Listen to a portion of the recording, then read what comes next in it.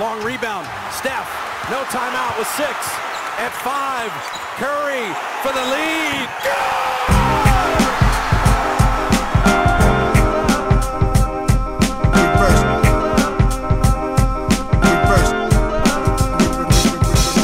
The game's a game. The game's a game. The game's a game. The game's a game. Always, always, always. Salut à toutes et à tous, nous revoici de retour, le trio réassemblé, le Big Three de Basket Session Rivers qu'on n'avait pas vu ensemble depuis un bon moment. Moi, ça faisait longtemps que j'avais pas vu la bonne tête d'Antoine. Donc Antoine, je suis ravi de te retrouver. J'ai déjà eu la chance de retrouver Shai dès hier. Comment est-ce que ça va tous les deux, mais comment est-ce que ça va, Antoine? C'est toi qu'on n'a pas vu depuis le plus longtemps au bout du compte. Comme je vous le disais un peu avant, je suis éclaté, je suis jet-lagué, je n'ai pas dormi depuis plus de 20 heures, j'en peux plus, mais je suis content d'être là, ça fait du bien quand même de retrouver déjà son chez-soi, je ne vais pas vous mentir, de revenir à la maison, puis écoutez, de reprendre les podcasts, c'est le moment parfait, hein, nickel. Via un podcast, ça fait toujours plaisir. Il faisait froid au Canada ou pas? Il faisait froid de ouf, et je le sentais pas trop au début, mais... Ouais, quand ça tape les moins 15 quand même. Est-ce qu'il y a des moments où ça tape les moins 15? C'est une petite anecdote qui n'a rien à voir, mais enfin qui est avec le froid. Juste là, quand on m'a déposé hier à l'aéroport, j'ai fait, je pense, 30 mètres sans gants entre le dépose-minute de la voiture et le hall. Et hier, il faisait moins 13, un truc comme ça. Et je te jure que les 30 mètres sans gants, ma main, en portant la valise, là, quand on est arrivé dans le hall, j'ai regardé ma main et je sentais que ma main était... tu me laissais quelques minutes de plus, je perdais quelques doigts, je pense. Voilà pour le froid. Moins 13, c'est genre une journée à aller faire un footing pour les Canadiens pur sang. Ouais, et en plus, il y avait du soleil, tu sais, pour eux, c'est... Et je suis arrivé à Munich, j'ai l'impression qu'il fait chaud ici. Alors qu'il fait 4 degrés. Ah ouais, voilà, c'est ça. C'est ça. Et tu me disais, du coup, avant qu'on prenne l'antenne, tu me disais que du coup, tu avais pu avoir un luxe qui est quand même assez rare. C'était le fait de mater des matchs à des horaires décents et que du coup, tu avais pu profiter à fond. Ah, j'en ai vu plein, ouais, j'ai vu pas mal de matchs. Notamment de l'équipe qui est le sujet du jour. Qui est, je pense, l'équipe que je préfère, que j'aime le plus regarder en NBA. Voilà, c'est officiel pour cette saison. Parfait, on va lancer tout de suite le sujet. Voilà, on va parler d'une équipe bien sûr, mais avant tout d'un joueur. On se disait que c'était le bon moment peut-être pour faire un premier bilan de la saison qu'est en train de réaliser Victor Wembanyama. Parce qu'en fait, j'ai l'impression qu'il y a pas mal de choses qui ont été dites sur lui déjà sur cette saison. Ses stats, ses performances et celles de son équipe évoluent tout au long de la saison. Je pense qu'il y a pas mal de choses assez intéressantes à creuser.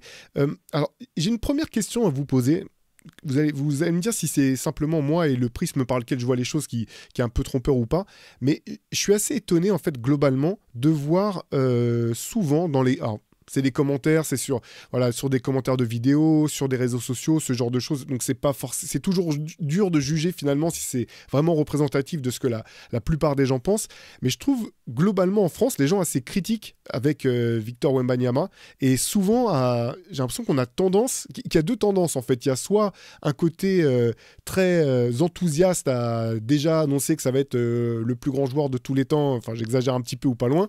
Et de l'autre côté, à dire sous-entendre que non, on en fait trop, que c'est pas si fort, qu'il faut qu'il arrête de prendre des tirs à 3 points, que ça va pas, que les Spurs ils sont pas encore au niveau où il faudrait. J'ai l'impression que c'est dur finalement de trouver de la mesure et un juste milieu quand on parle de Victor Wembanyama. Je crois que c'est pareil pour plein de trucs, mais c'est un peu l'époque. On peut difficilement être au milieu. J'ai l'impression que c'est toujours soit il n'est pas à la hauteur. Alors, c'est difficile quand tu vois ses statistiques de dire qu'il n'est pas à la hauteur, ses statistiques et ce qu'il commence vraiment à montrer sur le terrain, de dire qu'il n'est pas à la hauteur. Mais tu as soit ça, soit ça y est, c'est déjà le futur GOAT. Le juste milieu est compliqué à trouver. Mais moi, je trouve qu'on peut s'inscrire dans une forme de juste milieu. En reconnaissant qu'il fait des choses exceptionnelles, qu'il y a des points d'amélioration évidents, hein, qu'on avait déjà noté l'année dernière lors de sa saison rookie.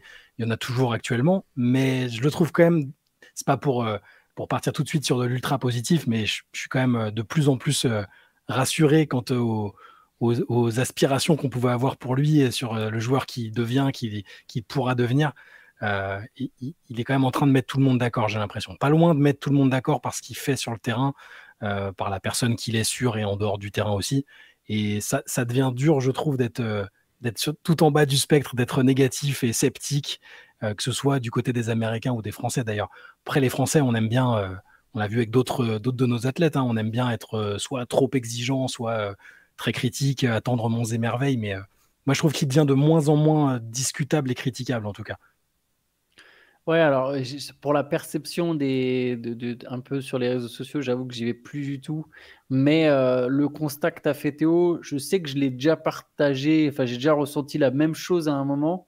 Et je vais aller dans le sens de Shai. Alors, comme j'ai dit, je lis plus trop ce qui se dit, mais j'ai quand même le sentiment aussi qu'Wembanyama commence à mettre tout le monde d'accord. Par contre, il y a toujours ce truc de il tire un peu trop à 3 points. Ça, c'est des trucs que je peux entendre ou que je peux lire des fois même sous nos commentaires, même YouTube, même les nôtres. Hein. Ça peut arriver que qu'on lise des choses comme ça. Ou alors que ça s'étende plus trop sur Wembanyama, mais du coup sur le niveau des Spurs. Mais paradoxalement, pendant un moment, j'avais l'impression que ce constat, il n'était pas seulement en France, mais qu'aux États-Unis, c'était presque encore pire, en fait. Que les médias, et même pas les réseaux sociaux américains, là, les médias américains. Je trouvais que les médias américains, on faisait beaucoup, beaucoup, beaucoup sur Wembanyama l'an dernier, parfois trop vite. Là, sa progression est telle que, comme Shai dit, il est en train de mettre tout le monde d'accord. Les Spurs ont même un shot pour les playoffs. Mais ouais, par exemple, quand je voyais certains trades pour les Spurs, je trouvais que souvent que c'était se précipiter, et ça rejoint ce que tu disais, tu vois, un peu de pas comprendre, mais pourquoi ils sont pas plus forts, pourquoi ça marche pas mieux, pourquoi ceci, pourquoi cela, mais ils devraient faire venir Trae Young ou tel joueur. Maintenant, c'est avec des Aaron Fox.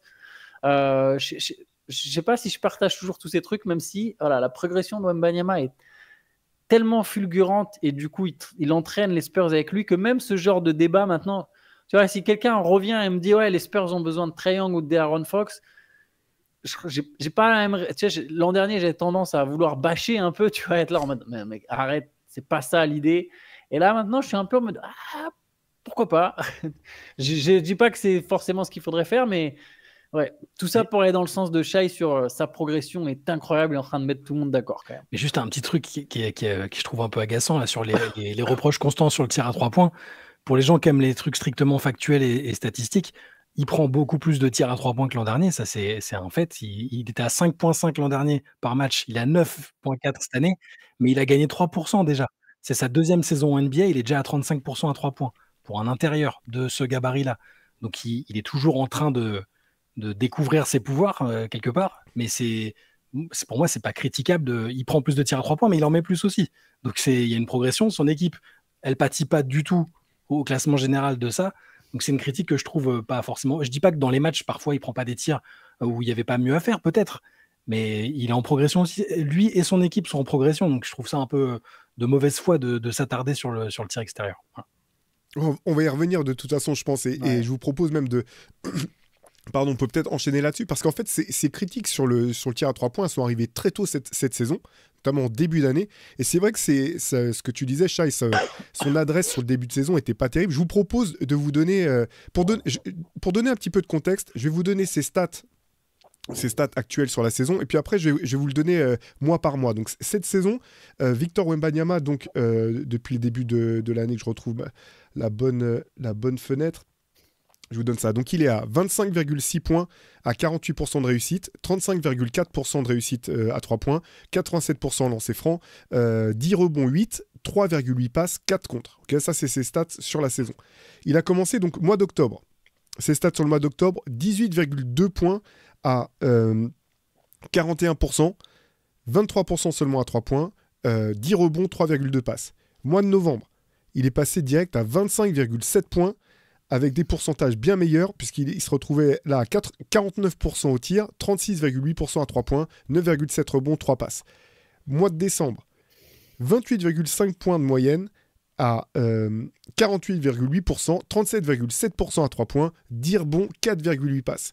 Et sur le mois de janvier, donc là il y a que 3 mois, il est à 26 points, 18,3 rebonds, un peu absurde, ça va forcément se lisser, 3,7 passes avec des pourcentages qui sont de 47% au tir en global et 34% à 3 points. Donc effectivement, on voit qu'il y a une progression, et moi c'est ce que j'avais trouvé le plus incroyable l'an dernier. En fait, son début de saison était déjà très bon, mais ce que j'ai trouvé dingue, en fait, c'est sa deuxième partie de saison, le moment où c'est là qu'il a vraiment commencé à progresser sous nos yeux. Et au moment où habituellement on dit les rookies tapent le mur, c'est là où les équipes adverses sont mieux scoutées, donc c'est plus dur de s'adapter. Il y a la fatigue et tout. Et en fait, il est en progression. Et là, j'ai l'impression que finalement, il fait la même chose dans cette deuxième saison et qu'il joue mieux. Et là, je vous ai donné un petit peu les stats brutes, mais je suis curieux de savoir ce que vous en pensez. Mais j'ai l'impression qu'aussi à l'œil, en fait, quand on voit jouer les Spurs, on voit aussi qu'il y a une progression, que les choses sont plus en place, alors dans le collectif bien sûr, mais lui aussi dans sa gestion, même si, comme tu le disais, Shai, il y a encore ce côté, il vient tout juste d'avoir 21 ans, donc il est en train de découvrir un petit peu ce qu'il est capable de faire, de pas faire. Bien sûr, il y a des mauvais choix, bien sûr, il y a des pertes de balles, mais j'ai l'impression quand même qu'il y a, dans le jeu aussi, il y a une progression tout au long de la saison. Ouais, totalement. Et, pour expliquer son début de saison peut-être un peu poussif, moi, je peux l'expliquer très facilement par le fait qu'il y a eu les Jeux Olympiques, la pression d'une première saison en NBA, une fatigue du travail estival, et depuis, il fait que progresser, il fait que s'améliorer. Enfin, je sais pas si on se rend bien compte parfois du fait que c'est un mec, tu l'as dit, qui tourne à 4 comptes par match, qui prend des rebonds, qui est directement dans la discussion pour être Defensive Player of the Year, et qui, à côté de ça, arrive à marquer un nombre de paniers à 3 points incroyable pour un joueur à son poste et à son gabarit, à être pas si loin que ça des 50% d'adresse au global. Enfin, il fait tellement de trucs déjà que oui, il bénéficie d'un meilleur collectif de la part de joueurs qui étaient déjà là l'an dernier, mais aussi avec l'arrivée des joueurs plus expérimentés, Chris Paul, Harrison Barnes, tout ça. Mais lui, tout simplement, il progresse aussi. Donc, je le trouve déjà. Je trouvais déjà que c'était un joueur assez mature sur le terrain. Il arrivait à, malgré sa jeunesse et parfois la fougue qui le poussait à aller chercher des contres à tout prix ou à prendre des tirs qui semblaient compliqués. Je trouve que c'est un joueur qui est de plus en plus mature et c'est effrayant, honnêtement, c'est effrayant. Antoine, tu disais que c'est l'équipe que tu préférais voir jouer, mais parce que l'équipe, il y a une certaine académie de jeu qui est inhérente aux Spurs depuis des années. Je veux dire, une équipe coachée par Popovich, même s'il n'est pas là, tu sais que tu ne vas pas voir du grand n'importe quoi, il y a des idées de jeu, que voilà, on sait ce qu'on va regarder. Mais il y a quand même un mec qui défie tout entendement sur son style de jeu, quelque chose qu'on n'a quasiment jamais vu en fait.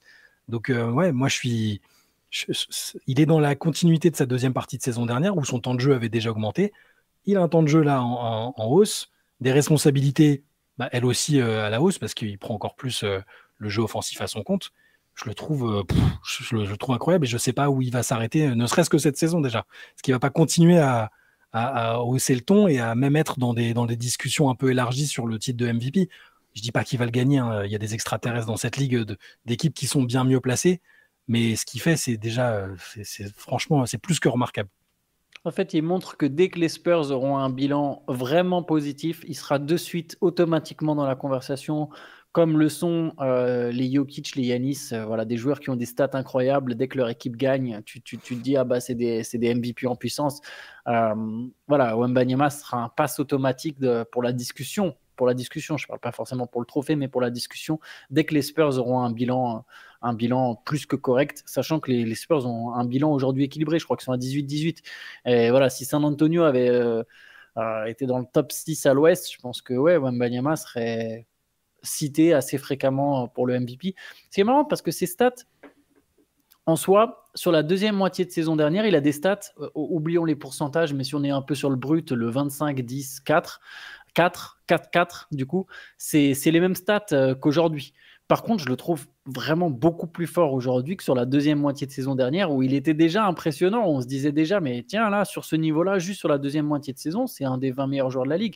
Là, sur ses performances actuelles, il y a plus de maturité, comme vous l'avez dit. Il comprend mieux ce qui se passe, il comprend mieux ce que lui doit faire, il comprend mieux ce qu'il sait faire. Je trouve que ça... Moi, j'ai beaucoup pointé du doigt l'an dernier un peu parfois sa sélection de tirs qui des fois était hasardeuse au point où c'était presque un peu agaçant, même si je comprenais le principe, je comprenais l'envie de lui de voir ce qu'il est capable de faire, je comprenais l'envie des Spurs de lui laisser carte blanche. Là, il y a beaucoup plus de structure que l'an dernier. Faut pas oublier, l'an dernier, les Spurs, c'est une équipe à 22 victoires. C'est une équipe très faible. Là, cette année, c'est une équipe qui est en train de progresser, qui a 50% de victoires parce que Wembanyama est la locomotive de cette équipe. Et quand je dis qu'il y a plus de structure, c'est qu'on... Tout est mieux articulé autour de lui, en fait. Il y a Chris Paul qui lui a déjà délivré, je sais pas, peut-être 70 passes décisives, un truc comme ça dans la saison, ou soit c'est plus que le chiffre exact, mais c'est plus de 60. Mais il y a aussi, voilà, il y a une volonté de, OK, où on veut donner la balle à Wembanyama, on veut lui donner la balle au poste haut. Il y a souvent des systèmes pour qu'il ait la balle au poste haut. Il y a des systèmes parfois pour qu'il puisse réceptionner la balle en curl au poste bas. Il y a les alley hoops où on n'hésite plus à lancer la balle très haut en se disant, bah, de toute façon, c'est sûr qu'il va l'attraper. Et la progression, et je vais, pour boucler la boucle sur le tir à 3 points, c'est qu'en fait, aujourd'hui, Victor Wembanyama, qui a toujours eu plutôt une bonne mécanique, c'est vrai que l'an dernier, une fois, des auditeurs nous avaient souligné très justement qu'au final, il était meilleur en pull-up l'an dernier qu'en catch and shoot. Ce qui, moi, m'avait étonné. Je me souviens que la stat, je crois que Théo aussi, t'étais surpris. Ouais. Et on avait vérifié, on avait dit, ah bah ouais, c'est vrai, en fait, ils ont eu raison et tout. Mais moi, j'aimais pas son 3 points en pull-up l'an dernier. Je sais pas, il y a un truc, il me semblait pas naturel. Par contre, là, quand tu le vois dégainer en catch and shoot, quelle que soit la distance, la mécanique est tellement fluide. Tu sens que c'est posé, c'est en confiance. Et même les soirs où il met pas dedans, tu sais que c'est devenu une vraie arme de son jeu, le 3 points en catch and shoot. Donc moi, s'il prend 7-3 points où il est en réception, il arrive en rythme, il n'a pas de dribble à poser, il y a une bonne passe, il y a un décalage où il est en trailer, et juste il s'élève et il a une mécanique propre, le geste est, comment dire, il n'y a pas de mouvement, comment on appelle ça, de mouvement parasite, ou je ne sais pas quel est le terme exact. Ça. Vraiment, ça monte direct et c'est fluide. J'aime beaucoup cette mécanique de Victor Wembanyama, et j'ai confiance au tir à 3 points de Victor Wembanyama quand il les prend comme ça. Et c'est en fait, il prend essentiellement des tirs comme ça à 3 points. Donc, à partir de là, qu'est-ce que tu veux lui dire? Tu vas pas. Si un mec met dedans en catch and shoot, bah, tu le laisses prendre des tirs en catch and shoot. Aujourd'hui, en catch and shoot, il est aussi adroit que des mecs comme Tyrese Maxey. J'avais fait la liste, je me souviens plus exactement qui est dedans, mais en gros, tu as des joueurs qui sont considérés comme des shooters dedans. Il est aussi adroit, voire plus adroit qu'eux dans cet exercice. Donc à ce moment-là, bah ouais, banco. Donc tout ça pour dire, il y a une énorme progression, et des deux côtés du terrain. Là, c'est vrai qu'on a surtout parlé de l'attaque, mais même en défense, en fait. Ouais, je partage. Ce que je trouve intéressant, en fait, dans le tir à 3 points, c'est aujourd'hui, de par sa taille, son gabarit hors norme, c'est le tir le plus simple pour lui apprendre. Et en fait, il est suffisamment adroit au global pour que ça soit une des armes majeures de son jeu aujourd'hui. Mais moi, j'ai vraiment le sentiment que c'est le premier pas dans une évolution. Et c'est que à mesure qu'il va grandir, à mesure qu'il va prendre de l'âge et qu'il va devenir un adulte, alors bien sûr c'est un adulte, mais qui va développer un corps d'adulte en fait, il va pouvoir alterner plus facilement. Et moi, je me rappelle, on se rappelle tous que Dirk Nowitzki, c'est relativement tard dans sa carrière en fait qu'il a vraiment développé un jeu posté en fait, parce que pareil, c'était plus simple pour lui de jouer en périphérie. Il y a un moment en fait, tu commences à avoir pris suffisamment de muscles, mais sans que ça soit d'un coup, tu as suffisamment de dureté. Ça prend un peu de temps. Il a 21 ans, et moi je suis à peu près sûr que finalement c'est le premier pas dans une évolution, mais que le joueur qu'il est parti pour être, c'est vraiment un joueur d'une polyvalence folle, contre laquelle je ne sais pas trop quelles pourront être des solutions individuelles ou collectives pour vraiment venir le perturber à terme. Non, mais en plus, il est là, pour le côté two-way, il n'est pas juste bon en défense. En fait, il est incroyable. Je ne sais pas si je vais aller aussi loin que ce qu'avait dit l'autre jour. Il y a DeMarcus Cousins à la télé. Quand je l'ai vu commencer à parler de Wembanyama, je me suis dit, est-ce qu'il va faire un peu l'ancien qui dit non, mais faut prendre patience, faut être mesuré. Il n'est pas si... Vu qu'il avait ce côté un peu tough, Cousins. Et en fait, il a dit, pour moi, au minimum, ce sera le plus grand défenseur de tous les temps. Il a dit, et c'est le strict minimum. Donc, sur ce qu'il montre là en défense, c'est... En fait, les joueurs, je ne sais pas si vous avez vu sur les matchs des Spurs, quand ils marquent un panier face à Wembanyama, alors là, la nuit dernière, on enregistre ça, alors que la nuit dernière, il y a Kobe White qui met un game winner sur un dunk, mais c'est un exploit, en fait, de marquer en vis-à-vis avec Wembanyama. Quand Lavine met un joli cross et un step back, tout le monde fait « Oh, incroyable !» alors qu'ils étaient à plus 20 quasiment, les Spurs, parce que dans la plupart des situations, il est infranchissable, quasiment infranchissable, où il dissuade, quel que soit l'endroit où il se trouve sur le terrain. Donc, c'est déjà un cheat code défensif de 21 ans, et c'est un mec qui va peut-être tirer à terme à 40% à 3 points, en prenant, alors là, 9, je ne sais pas si dans sa carrière, tous les ans, il sera à 9 tirs à 3 points pris par match, mais qui peut aussi développer quelque chose au poste, mais qui a déjà un avantage sur plein de mecs qui l'affrontent. Je suis d'accord avec ce que tu as dit, Théo, au niveau de la polyvalence, de tout ce qu'il va être capable de faire et ce qu'il est déjà capable de faire, c'est flippant. Moi, je pense même pas, personnellement, je pense que je n'avais pas mesuré ce que ça donnerait, que ça pourrait donner ça, en fait. C'était beaucoup de théories, c'est le GOAT, ce sera peut-être le GOAT, on n'a jamais vu un mec comme ça, j'avais conscience de ça, mais l'application sur le terrain qu'on est en train de voir, et on est encore qu'au balbutiement de sa carrière, je la trouve flippante. Pour moi, ça se traduit par ce dont on a déjà parlé ensemble sur les temps de passage sur lesquels il est par rapport aux autres grands joueurs, entre guillemets. Je vous les donne là. Après, là, il a dépassé les 100 matchs il y a quelques jours en NBA. À 3 points, il en était à 225 après avoir franchi cette barrière. C'est plus que des mecs comme Klay Thompson, Steph Curry, Kyrie Irving, James Harden et Kevin Durant. Aucun intérieur, donc, même si KD a la taille pour être intérieur. Au niveau des contres, il est devant Shaq, The Morning, Mutombo, Hakeem Olajuwon, Tim Duncan. Donc on peut dire le jeu a changé, tout ça, mais il a quand même presque 100 contres de plus que Tim Duncan après le même nombre de matchs. Il y a le scoring, il est devant Allen Iverson, LeBron James, Tim Duncan, Kevin Durant, Dwayne Wade. Et au rebond, il est devant des aspirateurs à rebond comme André Drummond, Anthony Davis, Karl Malone, Charles Barkley, Kevin Garnett. C'est flippant. Et je pense que je n'avais pas mesuré à quel point ce serait flippant une fois mis en application sur le terrain, en fait. On peut imaginer un espèce de mix hybride, mais en prenant des aspects d'Giannis, pas tous les aspects d'Giannis, parce qu'il n'aura jamais, je pense, le corps de Giannis. Je suis d'accord avec Théo, il va se renforcer, hein. Il va continuer de prendre du muscle, il va continuer de prendre de la masse, mais je pense qu'il ne pourra jamais... de toute façon, il a une panoplie plus large que Giannis. De toute façon, il n'aura aucun intérêt à être que Giannis, d'avoir le jeu que Giannis. Il n'aura pas tout le jeu de Giannis, mais il y aura des aspects du jeu de Giannis avec ses longues jambes, tu vois, sur les Eurostep, la capacité à partir de très loin et quand même finir au cercle. En transition, le fait que tu es meurtrier. Alors, il n'y aura pas la même puissance, pas la même domination physique, mais il y aura des aspects de Giannis et il y a des aspects de Kevin Durant. C'est un peu un espèce de mix comme ça. La polyvalence, je suis tout à fait d'accord, Théo. D'ailleurs, c'est marrant parce que même dans les matchs, même des trucs qui ratent, tu sens que ça ne va pas tarder en fait. Tu sais, il y a des flotteurs, il y a des flotteurs par-dessus la défense. Tu sens que s'il était un peu plus dur, un peu plus costaud, il serait moins gêné sur le contact, il s'éloignerait moins du cercle au moment de faire son flotteur. Tu sens que c'est des trucs qui vont arriver, des petites... parfois des possessions qui commencent au poste haut, il n'arrive pas complètement à finir. Oui, tu l'as dit, le tir à 3 points, c'est le plus simple, mais de ça, tu sens que ça va arriver en fait, qu'il va y avoir cette maîtrise aussi de ces gestes-là, et que tu auras un joueur qui sera peut-être à 55-60% de réussite au tir, tu vois, tout en étant un des meilleurs marqueurs de la ligue.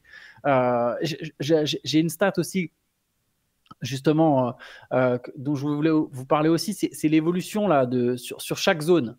Je la trouve très intéressante parce qu'elle montre en fait la progression offensive du bonhomme. Donc dans la zone la plus proche du panier, la restricted area, il est à 76% cette saison. Pareil, là on est sur des trucs excellents. Même Giannis, il ne doit pas être à 76%. Donc en gros, dès qu'il est près du cercle, c'est fini, il y a panier. L'an dernier, il était à 69,9, 70. Donc il y a petite progression. Mais la plus intéressante, je trouve, c'est ce qui est considéré comme dans la raquette, mais pas cette zone justement, pas cette zone la plus proche du panier. Donc je crois que c'est 1,5 m ou un truc comme ça, 1,5 m, 2 mètres, c'est le demi-cercle le plus proche du panier. Donc, dans la raquette, l'an dernier, il était à 39%. Donc, pas fantastique. Cette année, il est à 55%. Il est à 55%. C'est-à-dire que même en n'étant pas tout proche du cercle, là, dans une zone où souvent il y a un contact, justement, où tu as la défense qui conteste, eh ben, il est très adroit. Je peux même vous dire aussi, il est à 38% sur le mid-range. Et l'an dernier, il était à combien ? L'an dernier, 33. Donc, tu vois, il y a de la progression dans chaque zone du terrain. Et j'ai presque envie de dire que ce qu'il retient aujourd'hui un petit peu, quelque part, ses coéquipiers, on l'a souligné, il y a plus de structure, l'équipe joue mieux, c'est une meilleure équipe. Mais quelque part, ce qu'il retient aussi un petit peu, c'est le fait que ses coéquipiers n'ont pas la même progression. C'est des joueurs jeunes, hein.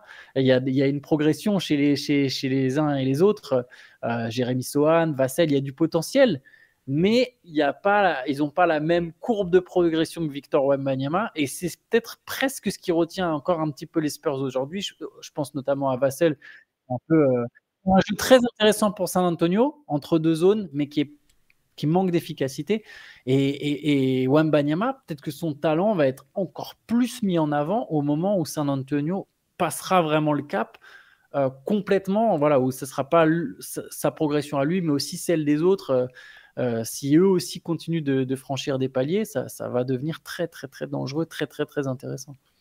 Ouais, et puis il y a toujours cette notion de progression. En fait, je pense que vraiment San Antonio a pris le problème par le bon bout. Ce que tu disais tout à l'heure, Antoine, sur le fait qu'il n'y ait pas urgence à aller chercher des joueurs All-Star ou des joueurs qui vont faire passer un cap, qui peuvent du moins potentiellement faire passer un cap brutalement à l'équipe. Et on le voit, c'était assez marquant, je trouve, dans les deux matchs que les Spurs ont pu jouer contre les Nuggets. On en a parlé avec Shai hier dans le CQFR.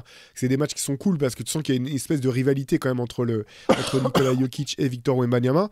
Deux matchs qui ont été très serrés. Un que les Spurs ont réussi à aller chercher par rapport à ce que tu disais l'an dernier, Shai, où tous ces matchs serrés, finalement, ils n'arrivaient pas à les saisir.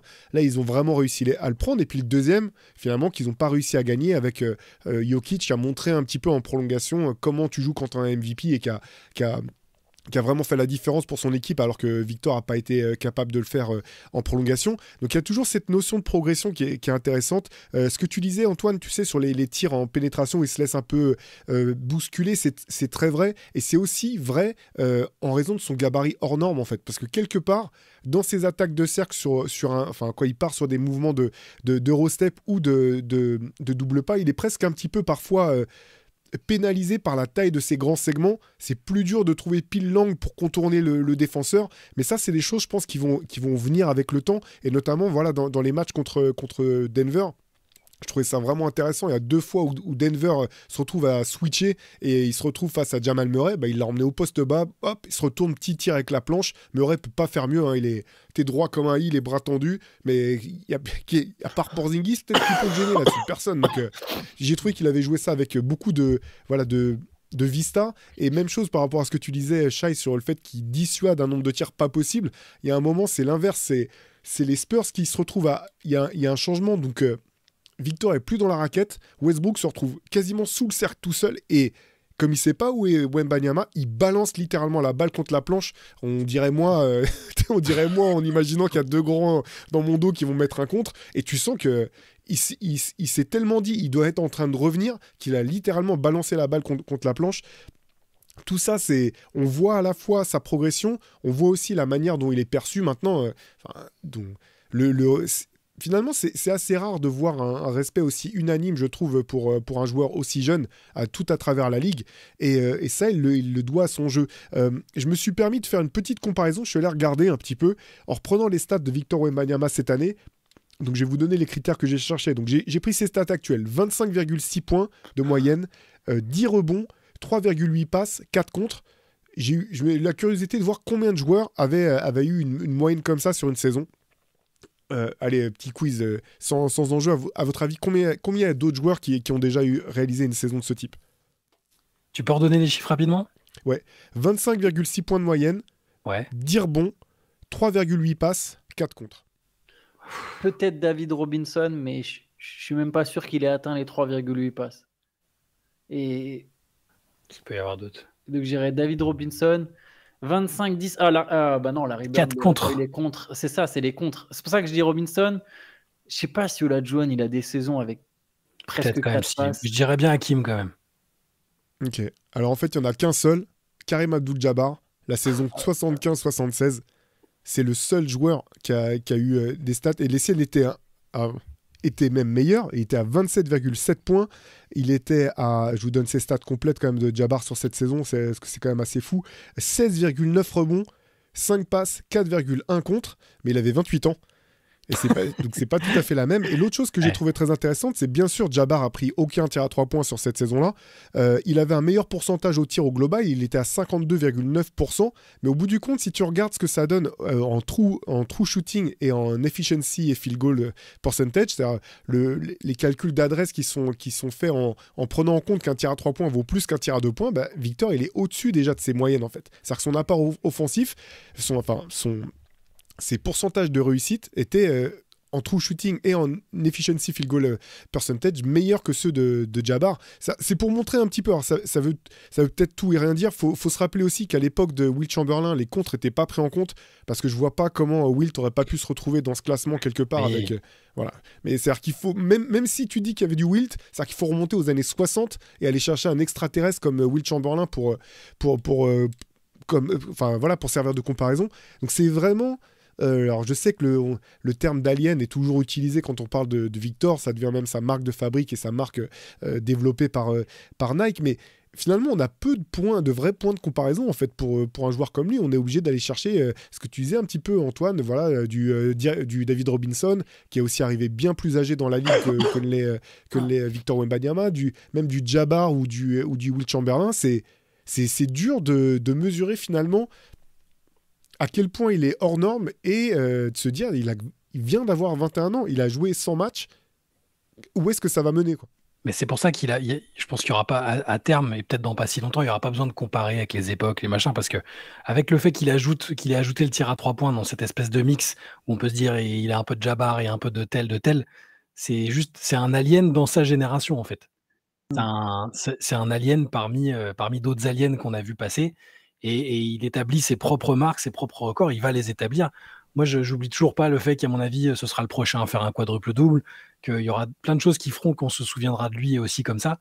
Et ce qui me fait dire qu'il va soit changer le jeu, soit être une anomalie dans le jeu, c'est qu'il continue de travailler et de travailler de manière spécifique. C'est-à-dire que il avait entendu 2-3 remarques sur le maniement du ballon l'année dernière. On disait, franchement, il manie bien le ballon pour sa taille, mais avec son gabarit, c'est forcément parfois ça peut être une lacune avec des mecs qui viennent lui prendre la balle de près. Et qu'est-ce qu'il fait? Il passe 2 semaines avec Jamal Crawford, quoi. Vas-y, Antoine. Non, c'est marrant parce que j'allais dire Jamal Crawford, il a dit qu'au final, en fait, ils ont surtout travaillé le footwork. Mais ça rejoint quand même l'idée. L'idée est quand même vraie, en fait. Ouais, c'est ça. Tu sais que tu prends et tu te dis, c'est un des meilleurs manieurs de ballon de l'histoire. C'est avec lui que je vais m'entraîner. C'est un arrière, on n'a pas du tout le même poste. Les gens s'attendent à ce que je bosse avec Hakim ou David Robinson, qui est dans le jargon dans le giron des Spurs, et non, je vais bosser avec Jamal Crawford. Il a ses réflexions sur le jeu, il a évidemment étudié l'histoire du jeu aussi, et il continue de le faire. Enfin, il a cette approche un peu cérébrale qu'on aimait bien chez lui aussi, qui était très surprenante chez un joueur de son âge. Je dis pas que ça parce qu'il va jouer contre des mecs aux échecs quand il va à New York, il n'y a pas que ça, mais c'est simple. Souvent, quand Benjamin poste des extraits des confs de presse, ce que dit Victor est intéressant parfois parce qu'il a une vraie réflexion sur le jeu, sur des tendances qu'il y a en NBA. Tu sais, la dernière fois, c'était... je serais curieux de voir combien le ratio de contre par faute sifflée, toutes ces choses-là. Il étudie, il est conscient d'être en capacité de faire des choses qui n'ont jamais été faites et d'établir lui-même ses propres marques pour qu'après on dise « Ah avant, il n'y a que Victor Wembanyama qui a fait ça ». Et en ça, je trouve ça tellement bluffant en fait.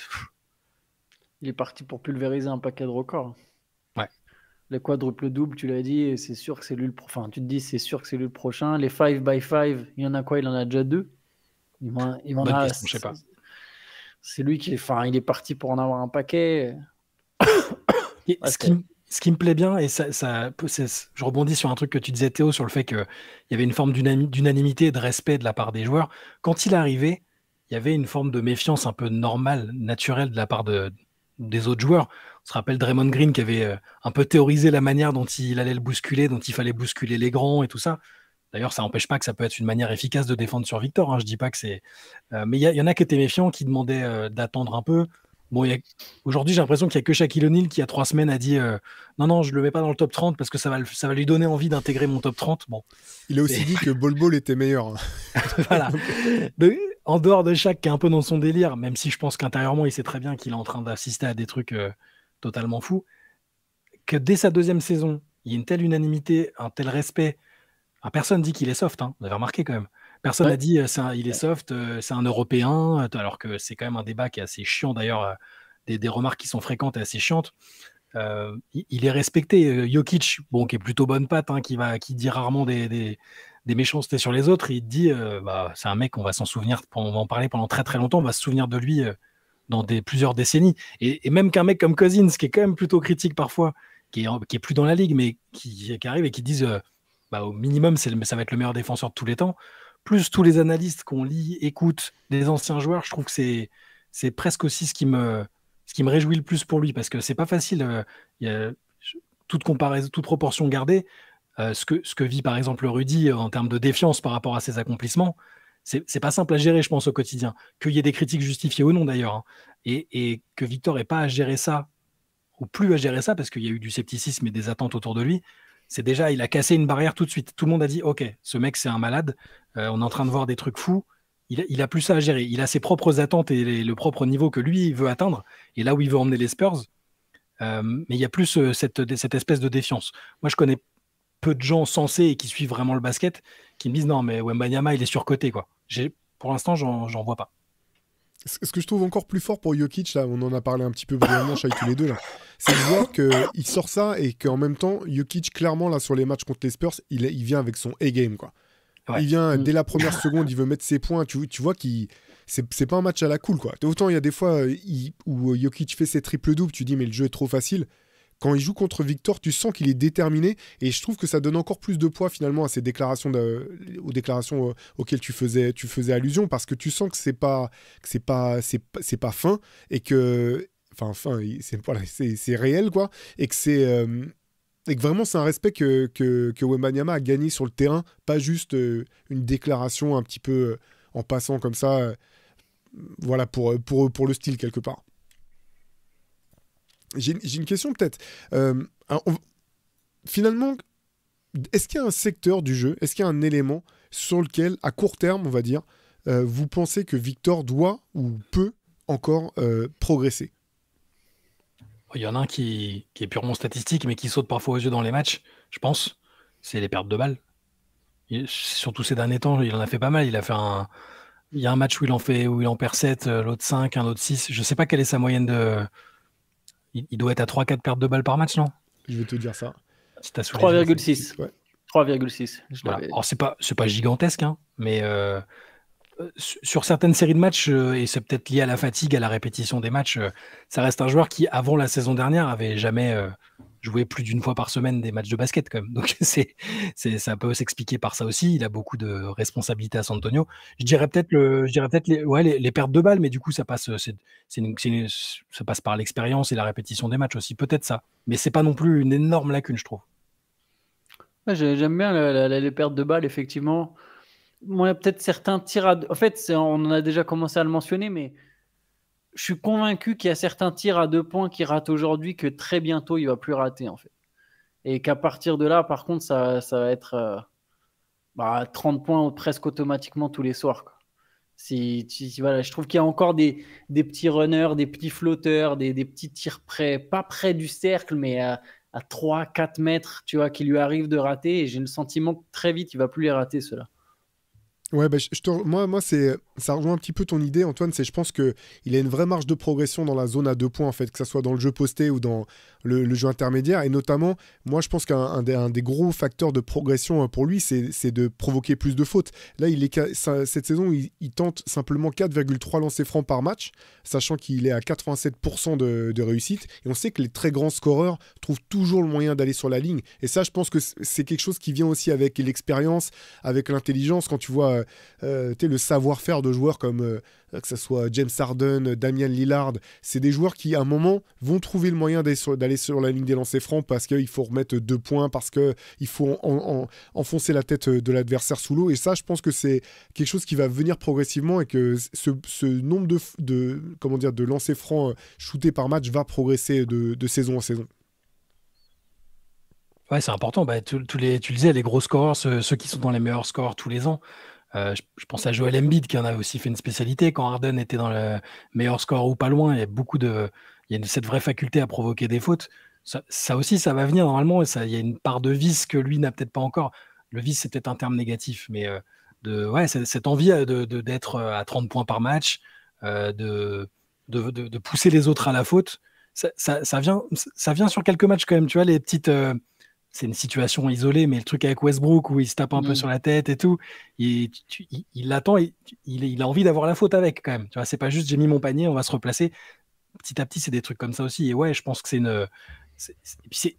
dingue de se dire que, ce sera même pas une lacune. Ça a été une lacune du jeu de Shaquille O'Neal qui a été un joueur d'une domination folle.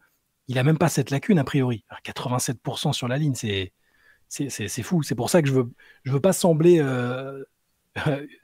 totalement angélique au sujet de sa progression et de ce qu'il va donner après, mais il n'a même pas cette lacune-là. Il n'y a pas d'énorme lacune, en fait. C'est ça qui est fou, je trouve. Il n'y a pas de lacune. Oui, il n'y a pas de lacune. C'est clair, il n'y a pas vraiment de lacune. Ouais. C'est clair. Il y a même le physique, je pensais à ça parce que l'une de mes interrogations, et c'est pour ça que je disais tout à l'heure que, pas que j'avais des doutes, mais que je demandais un peu de prudence et de mesure quand il a été drafté ou même un petit peu avant, c'est qu'il y a la fiabilité physique aussi, pouvoir tenir les matchs. La première saison, alors il a manqué 11 matchs, mais il y en a qui étaient, qui étaient du load management et de la prudence. Là, il joue un peu plus et il manque pas vraiment de matchs. Je le trouve bien au niveau de la condition physique. C'est un mec qui a joué les JO. La fiabilité, elle me paraît là. Donc même ce qui pouvait peut-être être une lacune, et je touche vraiment du bois pour lui, on sait, les grands ont des blessures au pied parfois, des trucs. Pour l'instant, il a vraiment l'air d'être fiable là-dessus. Et tout le travail qu'il fait à côté, c'est qu'il est venu avec son propre préparateur et tout ça. Ça lui apporte aussi de cette fiabilité physique qu'aurait pu et qui peut être souvent une limite chez les très grands. Alors, ouais, vas-y, Antoine. Non, j'allais dire, moi je suis convaincu que d'être fin, ça l'aide en fait, par rapport à plein de grands qui ont voulu prendre beaucoup de muscles rapidement parce qu'il y a eu ce truc de on va devoir jouer dans la raquette, il va falloir prendre beaucoup de muscles. Le jeu de Wembanyama fait qu'il n'est pas obligé de prendre beaucoup de muscles d'un coup, et pour moi, c'est une clé sur le fait de ne pas se blesser. L'autre question que j'avais, elle concerne les Spurs en général et notamment cette saison aujourd'hui. Donc, comme tu le disais, Antoine, les Spurs sont pile à l'équilibre aujourd'hui. On est donc le mardi 7 janvier. Ils sont à 18 victoires, 18 défaites, 50% de réussite, 50% de victoires. Ils sont finalement à 2 victoires des Nuggets. Les Nuggets sont à 20 victoires, donc jouent un peu plus de matchs. Qui sont quatrième, pardon. Donc, comment est-ce que vous voyez la deuxième partie de saison des Spurs qui s'annonce? Est-ce que vous pensez que cette équipe peut effectivement aller chercher une place en play-off ou au minimum en play-in? Est-ce que vous pensez qu'elle peut le faire en l'état ou est-ce que vous imaginez malgré tout qu'il puisse y avoir un trade de mis en place pour San Antonio? Comment est-ce que vous voyez la deuxième partie de saison qui s'annonce pour les Spurs? Il y aura la bascule de mi-saison là pour l'instant, tout est possible. Tu l'as dit au classement, avec une mauvaise série, ils peuvent se retrouver un petit peu décrochés comme l'ont été les Kings un moment. Et au final, là, avec 5 victoires, les Kings sont revenus à hauteur. Il y aura une bascule un moment qui va déterminer ce qu'ils sont capables de faire. Ça peut être après l'All-Star Game, par exemple, où là, s'ils sont toujours dans le coup, avec tous les effectifs qui pourront plus bouger, que ce soit le leur ou celui des rivaux, là, je pense qu'on pourra avoir une vraie idée de ce qu'ils sont capables de faire. Mais pour moi, ils sont tout à fait capables de finir entre 7 et 10. Au-dessus, j'ai un tout petit peu plus de doutes, mais entre 7 et 10, ce serait déjà totalement ce qu'on avait espéré pour eux en termes de progression pendant l'intersaison, quand on se disait qu'est-ce qu'ils doivent viser, qu'est-ce qu'ils peuvent viser. Alors, une place entre la 7e et la 10e, ce serait très bien, et je pense que c'est tout à fait possible. J'ai changé mon fusil d'épaule, moi. Je pense que ce serait presque une déception de ne pas être dans le play-in. Je pense sincèrement que là, en fait, si tu ne termines pas dans le top 10, c'est une déception pas grave parce que tu sais que tu as le futur meilleur joueur de la ligue, a priori, tu vois, tu sais que ça va aller, etc. Mais, et tu vois, quand je vois le classement de la conférence Ouest, je me dis que les Spurs ont vraiment tout pour terminer dans ce top 10, avec ou sans transfert. Les Kings, là, ont repris du poil de la bête après leur licence. Ils sont sur 5 victoires, je crois, depuis le licenciement de McBrown. Mais les Spurs m'inspirent plus confiance que les Kings. On verra si ça dure pour les Kings, mais il y a plus d'expérience du côté des Kings. Mais quand tu vois jouer ces deux équipes, les Spurs m'inspirent plus confiance que les Kings. Les Spurs m'inspirent plus confiance que les Suns, mais j'enterrerai pas les Suns, paradoxalement, qui sont plus bas, qui vraiment sont inquiétants, sont parfois indigestes. Alors les Spurs m'inspirent plus confiance que les Suns, mais j'enterrerai pas les Suns dans la course au top 10. Par contre, tu vois, devant, il y a Minnesota. Ok, tu as Anthony Edwards qui est incroyable. Tu as une équipe qui est plutôt correcte, qui est plutôt bonne, mais où tu sais que ça se passe pas forcément très bien a priori. Cette équipe, elle peut glisser. Les Warriors, ça peut glisser. S'il n'y a pas un trade, les Warriors, ça peut vraiment glisser. Cette équipe, je la trouve... C'est paradoxal, tu vois. J'ai retourné ma veste là-dessus aussi. Les Warriors, par moments, sont... Ça manque... Enfin, voilà, c'est pas le thème du podcast, mais ça manque vraiment d'un deuxième talent. Les Lakers sont à 20-15. Je trouve pas les Lakers excessivement plus forts que les Spurs. C'est pas du tout pour envoyer de la... c'est pas pour taper sur les Lakers qui ont des atouts et qui jouent bien, tu vois. C'est plus pour dire, mais les Spurs sont bons, en fait. Les Spurs sont bons et moi, je serais très surpris que cette équipe, elle termine pas dans la case des 4 du play-in, comme Shai, au final, ça rejoint ce qu'a dit Shai, 7 à 10. Je les vois pas forcément plus haut. Et je sais pas, tu avais posé une question un peu sur un trade. Tu disais, est-ce qu'on pense qu'il faut que les Spurs fassent un trade? suis un peu plus partagé que l'an dernier, mais ça dépend vraiment du trade, tu vois. Si c'est un trade, en fait, si pour aller chercher De'Aaron Fox, faut lâcher soit Sohan, soit Castle. Je suis pas sûr que je le fasse. Je pense, en fait, si c'est Sohan, je le fais pas. Pour moi, c'est le complément parfait de Wembanyama. En fait, je mets Sohan dans aucun trade de trade qui serait crédible. Bien sûr, si les Bucks te disent en fait, on veut lâcher Giannis et on est prêt à là, bien sûr, mais sinon dans aucun trade crédible, je mets Sohan. Et je pense que même Castle, je le perds pas aussi vite en fait. Et si c'est Butler? Ah bah non, je suis San Antonio, je m'intéresse même pas à Jimmy Butler si je suis San Antonio. Okay. Non, parce que leur nom était parmi dans les pistes élargies, mais ça veut pas dire du tout que c'est... Bah ça dépendrait vraiment de ce que demanderait Miami. Après, si c'est juste... S'il n'y a pas de... Quel est le joueur échangé? C'est quoi? C'est qu'en gros, si c'est Keldon Johnson, Harrison Barnes et des pics, oui, là, peut-être, oui.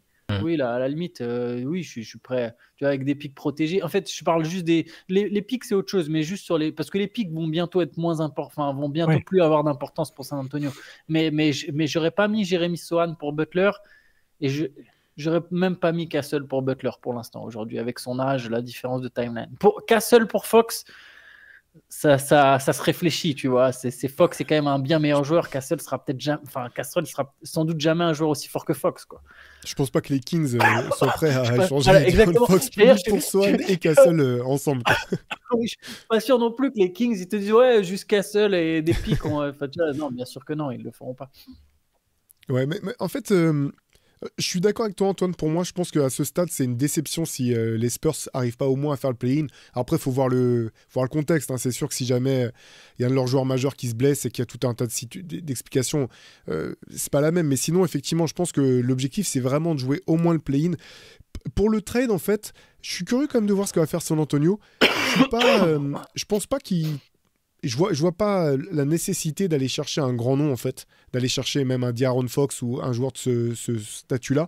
Par contre, toujours pour renforcer un petit peu l'ensemble, tu vois, sur des joueurs de complément, mais plus aguerris, un peu plus sûrs aussi, peut-être que ce qu'il y a du côté des Spurs. Je suis intéressé de voir ce que ça pourrait donner quand même, de voir si San Antonio va bouger vraiment à la marge.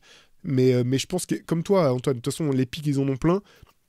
Et le moment où si tu veux vraiment faire venir, si tu veux lâcher tes pics et faire venir vraiment un autre grand joueur quelque part, il faut que ça soit au moment où l'équipe est vraiment prête à pas simplement participer aux playoffs. C'est le moment où tu dis, on va aller loin et peut-être même qu'on va essayer de voir si on peut être candidat, quoi.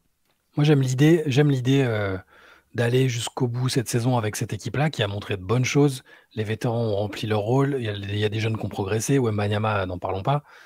Et après, de faire en fonction de ce qui sera passé, s'ils sont allés en play-in, en play-off, pourquoi pas. Et après, de savoir, c'est ce que je disais avec Orlando, en fait, pendant longtemps, pendant quelques saisons, tu vois qui est compétitif en play-off, qui est prêt à être là dans ces contextes, dans le contexte le plus important. Et après, tu décides sur qui tu mises vraiment. Donc, je pense qu'ils sont pas pressés parce qu'ils sont bien sur leur tableau de marche. Je sais que Victor, notamment, lui, il veut gagner rapidement.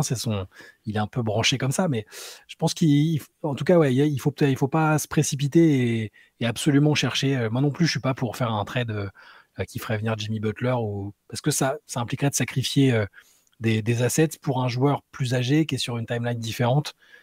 Je pense pas que ce serait une bonne idée. Donc moi, j'espère presque qu'ils vont pas bouger. Sauf opportunité en or, évidemment, comme tu l'as dit, Antoine. Mais j'ai envie de les voir aller jusqu'au bout avec cette équipe-là, par curiosité aussi, pour voir s'ils sont capables de faire ne serait-ce qu'un premier tour de playoff, ce qui serait franchement très bien déjà. Ouais, pour aller dans votre sens et pour même enfoncer le clou, c'est, tu vois, exactement comme tu as dit, Shai, je trouve ça très juste de vouloir voir, tu vois, un peu tes gars que tu as draftés, que tu as développés, de voir ce que ça donne en playoff. Et tu vois, Vassell, Castle, deux joueurs que j'aime bien d'ailleurs au passage, qui vont avoir un rôle très important parce que c'est eux qui auront le ballon en fait. C'est eux qui auront le ballon. Aux Spurs, c'est Wembanyama, il aura aussi le ballon, mais c'est eux les dépositaires du jeu qui joueront le plus de pick and roll, etc. En tout cas, en tant que porteur de ballon, dans l'esprit des Spurs futurs, quand ces deux gars se seront développés. Alors Vassell, il a été drafté plus tôt. C'était un mec qui était à plus de 20 points par match l'an dernier, si je dis pas de bêtises. Juste en dessous, 19. Ouais, ou juste. Ok, voilà. Là, il est revenu de blessure. Il y a un manque d'efficacité par moment, mais il a un jeu important.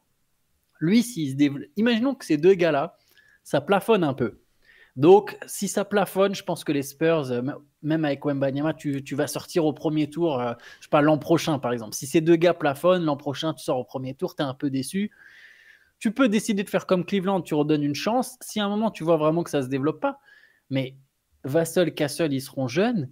T'imagines, tu mets Vassell, Castle, t'attaches des pics. Tu regardes quelle équipe a sa superstar qui a envie de se barrer. Imaginons qu'Anthony Edwards, il a envie de partir des Timberwolves. Bah ouais, c'est un fantasme. Je pense que ça n'arrivera pas comme ça, à mon avis, mais t'attaches Castle, Vassell et 4 pics, 4-5 pics. Il n'y a pas beaucoup d'équipes en fait qui peuvent rivaliser avec cette offre. Tu offres un meneur jeune ou un combo guard, on va dire, jeune, qui a du potentiel, qui était un 4e choix de draft, un arrière qui a été pas proche du niveau All-Star, mais tu vois, qui est a priori capable de mettre 20 points par match, qui est encore jeune, 4 pics, peut-être même des swaps dans l'affaire. Tu as une offre qui tient la route, tu vois, sans compter ce que tu peux mettre à côté. Donc, tu vas pouvoir éventuellement, si ces mecs-là ne se développent pas autant que tu le souhaites, aller chercher l'éventuel superstar qui voudra quitter sa franchise dans 3 ans ou dans 2 ans. Moi, c'est sur Vassell que j'ai quelques interrogations. Je suis pas sûr que ça peut être le gars avec lequel ils iront loin à ce poste-là et avec ce type de responsabilité-là. Il a beaucoup de qualités, mais c'est un feeling. J'ai l'impression que son épanouissement, il passera peut-être par une autre équipe et qui peut justement être un atout pour faire venir un ou plusieurs autres joueurs. Mais j'espère pour lui me tromper et que c'est un très très bon joueur offensivement notamment. Et il a été perturbé par des blessures aussi. Il a manqué un peu de continuité parfois. Et ça peut aussi expliquer que je le trouve irrégulier, hein, évidemment. Ouais, moi j'aime beaucoup Devin Vassell en fait. Vraiment, j'aime beaucoup ce joueur. Là, effectivement, il marque le coup, mais j'ai un petit peu le sentiment qu'effectivement sa blessure de début de saison a beaucoup joué là-dedans. Il est moins bon cette année. C'est la première saison en fait où il régresse. Hein. Sinon, il a progressé de saison en saison. Et là, il joue un peu moins aussi que l'an dernier. Tout ça rentre en ligne de compte et son développement est vraiment intéressant parce que s'il est ne serait-ce que le joueur qu'il était l'an dernier, du moins statistiquement, avec une progression quand même dans la lecture de jeu, l'expérience, etc., c'est vraiment un joueur intéressant pour San Antonio ou pour quelqu'un d'autre. Mais effectivement, je pense que il a pas je pense pas qu'il ait le potentiel pour être une deuxième option en fait d'une équipe qui joue le titre. Par contre, si c'est ton 3e joueur, ça devient vraiment vraiment très intéressant parce que quand tu vois ce qu'il est capable de faire d'un côté comme de l'autre du terrain, c'est quand même du haut niveau. Et moi, ce que j'aime bien, c'est que de saison en saison, on l'a vu endosser différents types de rôles dans cette équipe des Spurs et à chaque fois s'adapter de manière assez, sauf cette année peut-être un peu moins, mais assez fluide. Je trouve que c'est un joueur malléable et là-dedans, je trouve que c'est extrêmement précieux, un joueur comme ça, que ce soit pour ton équipe ou effectivement, comme vous le disiez tous les deux, dans le cadre d'un trade. Je pense que c'est un joueur qui peut s'adapter à pas mal de situations. J'aime beaucoup aussi, moi il me rappelle quelqu'un, il me rappelle Chris Middleton en fait. Il me rappelle Chris Middleton en attaque et tu vois, sur Middleton, il y avait un peu le même truc. C'est en tout cas, moi, personnellement, je me disais pas Middleton, c'est la 2e option d'une équipe qui joue le titre. Ça a marché une année pour les Bucks. Je pense que dans l'esprit, Middleton, c'est toujours plus une 3e option. Alors maintenant, aujourd'hui, il n'y a même plus de débat, forcément, avec ses problèmes de santé, mais je pense que même l'année où les Bucks gagnent, en réalité, Middleton vaut mieux que ce soit ta 3e option que ta 2e option. Et j'imagine un peu ça pour Vassell. Si Vassell il arrive à atteindre un niveau offensif proche de celui de Middleton à son prime, qui est on parle d'un All-Star. J'imagine qu'il a été All-Star, Middleton. Oui. Mais en tout cas, il avait le niveau All-Star clairement en attaque. Et j'aime bien, tu vois, il y a des comparaisons sur ce. En plus, c'est marrant parce que du coup, on a comparé un peu Wembanyama et Giannis. Mais il y a un peu ce truc, voilà, j'ai parlé de l'entre-deux zones. Je trouve que c'est ça que Middleton, il apporte vachement aux Spurs, que pourrait aussi apporter Chris Paul, mais Chris Paul, il n'a plus le même jus.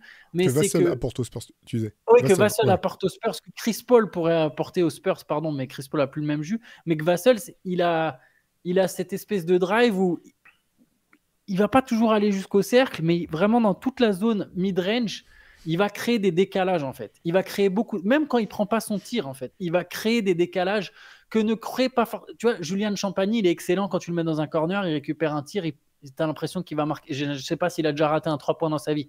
Tu vois, il y a des trucs comme ça. Il y a des mecs. Lui, il est vraiment créer ce décalage dans cette zone-là.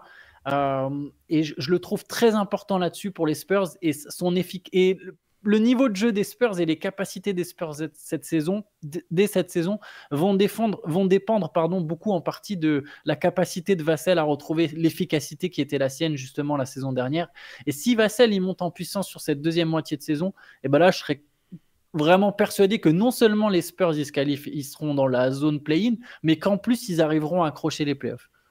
Ouais, Vassell, sur ce que tu dis là, dans la zone intermédiaire, pendant 2 ans, il était à l'école d'Emar DeRozan sur ses appuis, et je le trouve, j'adore, je trouve magnifique son jeu d'appui dans la zone à 2 points là. Effectivement, la comparaison avec Middleton, je la comprends. Je pense quand même que Vassell n'est pas un défenseur du niveau. Qu'en attaque, pardon, voilà. qu'en attaque. Ouais. Je préfère repréciser parce qu'effectivement. Oui, non, t'as raison, pardon. Vas-y Théo, pardon, je te recoupe. Non, c'est tout. Mais en fait, j'aime bien la comparaison dans la complémentarité en fait, que Vassell peut avoir avec cette équipe des Spurs. La comparaison avec Middleton là-dessus, je la trouve très juste. Après, effectivement, voilà. Enfin, juste, je reprécisais que défensivement, le Middleton qui a été All-Star était vraiment un two-way player, un excellent two-way player, et puis avec un avantage de... Enfin, ils n'ont pas le même corps non plus. Middleton est beaucoup plus long. Enfin, il t'apportait un peu plus de polyvalence encore que ne peut le faire Vassell. Par contre, bien vu, je le redis. Vas-y, Shai. Non, je me demandais quel âge il avait Vassell maintenant, parce que je me souviens de sa saison rookie où tu avais pronostiqué qu'il serait rookie de l'année, où tu n'avais pas eu de bol parce qu'il avait été. Je préfère le dire. J'aime bien son nom. Tactique Antoine Pimel avec Roméo Langford. J'aime bien son nom et il va être rookie de l'année. Ça n'a pas bien marché pour Roméo Langford. Mais parce que du coup, il a 24 ans. Ouais. 24, ok, oui, ça va, il n'est pas encore. Voilà. Jérémy Sohan n'en a que 21. Ouais. Sohan et Wembanyama ont 21 ans. Castle a 20 ans. Ouais. Non, mais de toute façon, ça va être passionnant à suivre. Et puis, peut-être on peut, enfin, juste en passant, mais saluer quand même le taf qui est fait par Mitch Johnson. Alors, on sait qu'aux Spurs, c'est l'œuvre d'un staff, que bien sûr, quand même, le grand prêtre qui chapeaute tout ça, ça reste Popovich, certainement d'une manière ou d'une autre. Mais au bout du compte, c'est un des coachs dont on parle jamais. C'est quand même plutôt intéressant, je trouve, notamment que dans les rotations, la manière dont les Spurs gèrent leur rotation, c'est plutôt pertinent la plupart du temps dans les matchs de San Antonio. Il y a une continuité qu'il a réussi à trouver, dont il manquait cruellement l'an dernier. Alors je dis pas que c'était la faute de Popovich forcément, mais là je pense que effectivement c'est aussi le fait de mieux cerner le potentiel et ce que savent faire les uns et les autres. Le fait d'avoir Chris Paul, ça change énormément la donne quand même pour gérer les temps faibles et les différents temps d'un moment, mais ça va être intéressant aussi de voir ce qui se passe autour de Popovich, que ce soit cette saison ou pour la suite.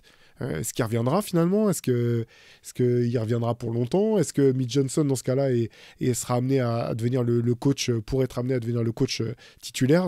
Ça sera aussi intéressant de voir ce qui se passe de ce côté-là du parquet pour les Spurs. Ils sont très contents de Mitch Johnson, en tout cas, les Spurs. Ça fait 10 ans qu'on se dit qui sera l'héritier de Popovich, lequel de ses assistants, qui vont prendre machin. Au final, ils prennent un mec qui a un parcours intéressant parce que comme pas mal de coachs qui ont accédé à des responsabilités, je pense à Marc Daigneault qui a été le head coach en G-League de l'équipe de G-League d'OKC. Il a été assistant pendant pas mal d'années avec les Austin Spurs et on voit que c'est une bonne école finalement de pouvoir passer par la G-League et après d'avoir des responsabilités. Alors j'imagine que c'était pas ce qu'il avait prévu cette année.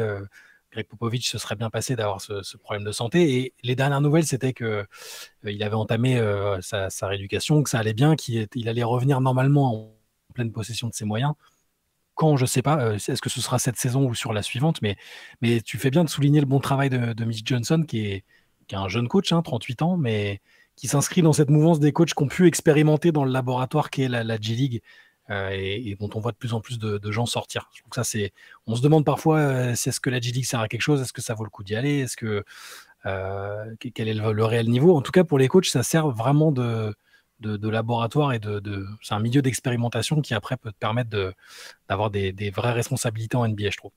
D'accord, ça avait été le cas notamment de Quinn Snyder qui avait été un moment aussi, coach de l'équipe G-League des Spurs et qui a depuis fait la carrière qu'on lui connaît en NBA.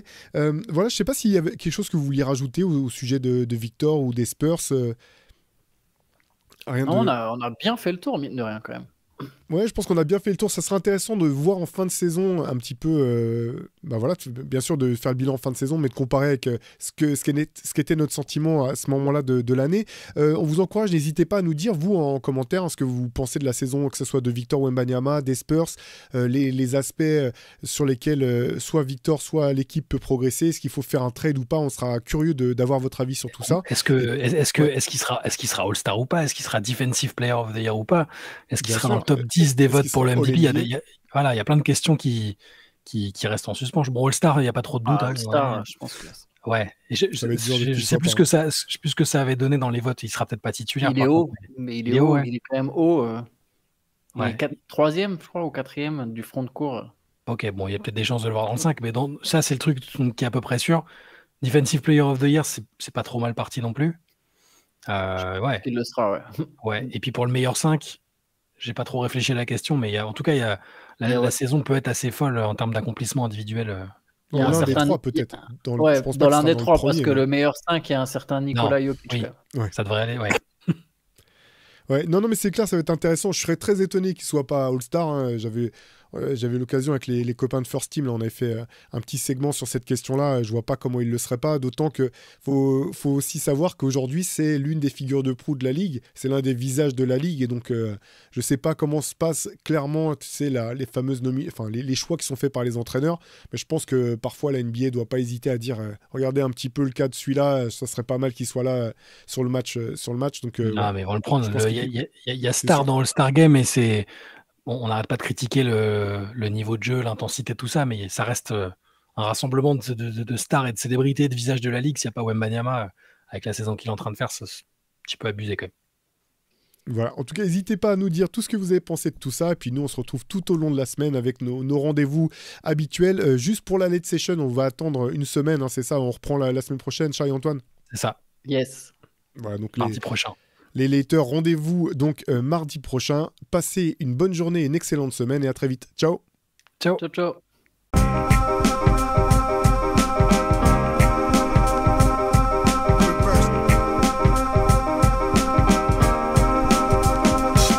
The game is out there, and it's either play or get played.